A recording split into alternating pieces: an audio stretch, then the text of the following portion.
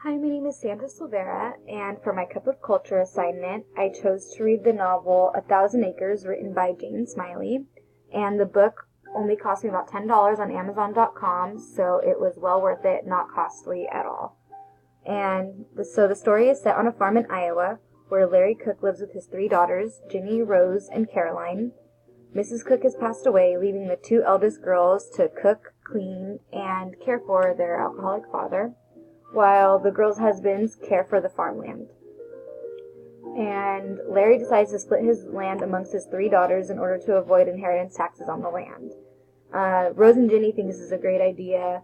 They already live there. Their husbands already take care of the farmland. They feel that they deserve it, because also on top of that, they are constantly dealing with their alcoholic father and his verbal abuse towards them, and he's just not a very nice guy.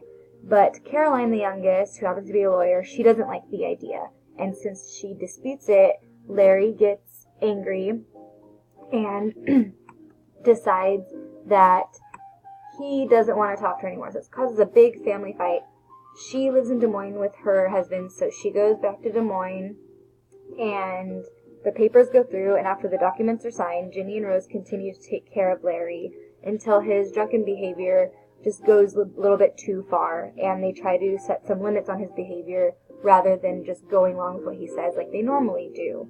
And when this happens, Larry turns on his two daughters and starts a smear campaign against them with his neighbor, and also gets close with his youngest daughter again, so it kind of flip-flops.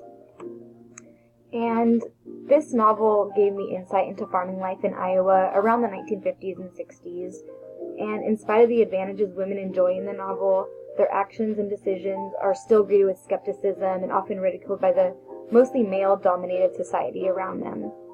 And I related to this because I found that many women entering the agricultural industry are often met with that same skepticism, including myself, which can be very discouraging.